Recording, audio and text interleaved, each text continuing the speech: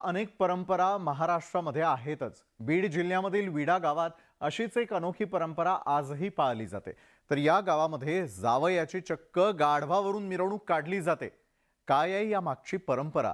जावयाची गाढवावरून मिरवणूक का काढली जाते? पाहूयात याविषयीचा आमचा हा विशेष रिपोर्ट।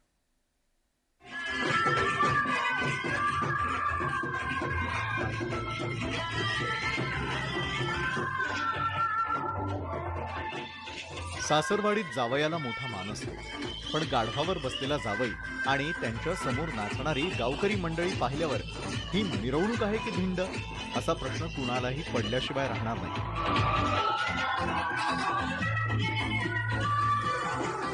पण बीड जिल्ह्याच्या विडा गावात वर्षानुवर्षे हा रिवाज चालत आलेला आहे। इथे गावातील जावयाची वाजत गाजत गाढवावरती मिरवणूक काढली जाते आणि यंदाही ती खंडित झाली नाही। पण धुळवड म्हटलं की या गावचे जावई गाढवावरती मिरवणुकीच्या भीतीनं भूमिगत होतात।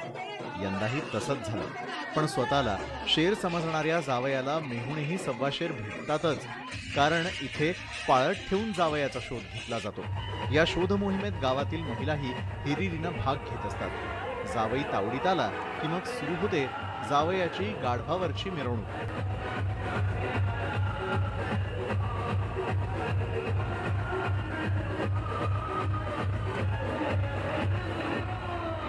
यंदा गाढवावर स्वार होण्याचा मान जवळबनचे जावई अविनाश करपे यांना मिळालाय। गावातील युवराज पटाईतांचे ते लाडके जावई आहेत।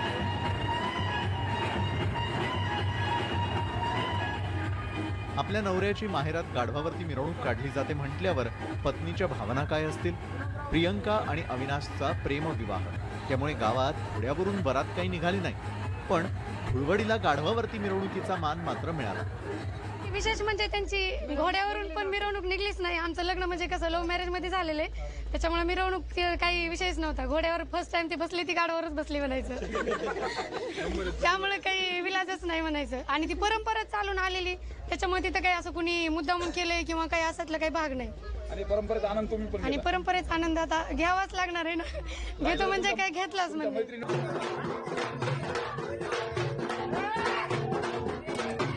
एरवी जावई घरी येणार म्हटलं की सासूबाईंची लगबग सुरू असते। इथे चित्र मात्र वेगळं आहे। लाडक्या जावयाची चक्क गाढवावरती मिरवणूक काढण्यात आली आहे, पण मंडळी इथे सगळं खेळी मेळीचं वातावरण असतं। गावची परंपरा, सगळे एवढे पोरं बिरा मित्र मंडळ सगळे त्याचे भाऊ बिऊ सगळे पळायला लागले, त्यामुळे आनंद वाटायला चांगलं वाटतंय। आता जावायला आहेर काय घेणार आहेर आम्ही का आता कपडे घेणार आहेत। मी सासऱ्याने अंगठी घेतली।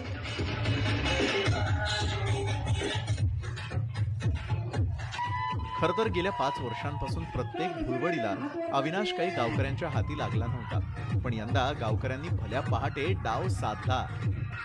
त्यांनी मला निश्चय केला होता की एक ना एक दिवस जावायला पकडायचंय, पण तो कालचा तो वेळ आला आणि त्यांनी मला शेवट पकडलं। गावाने सन्मान, मला कपडे घेतले नवीन, आणि परत एक गावाच्या वतीने एक मला अंगठी दिली सोन्याची। त्याच्यामध्ये गावाच्या म्हणजे आभारी आहे गावात।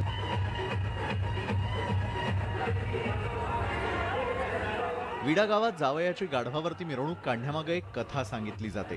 ती कथा ही मोठी रंजक आहे। त्यांचे मेहुणे होते चिंचोलीचे, औसा तालुक्यातल्या, तर ते आले होते आणि ते रंग लावायला तयार नव्हते, म्हणून त्यांनी असं मस्करीत त्यांना घेतलं आणि गाढवावर बसून बैलगाडीतून त्यांच्यावर रंग टाकला। तेव्हापासून ही परंपरा सुरू झाली।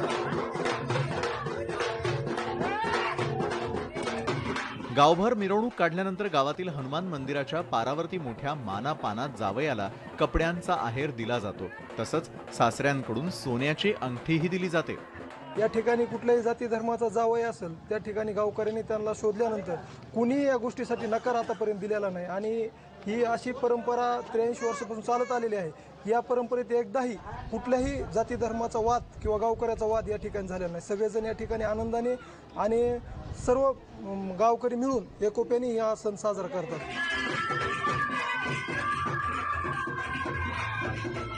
बीड जिल्ह्यातील विडा गावची ही अनोखी परंपरा आजही मोठ्या उत्साहात पाळली जाते, आणि विशेष म्हणजे ही परंपरा टिकवण्यासाठी नव्या पिढीकडूनही प्रयत्न केले जात आहेत।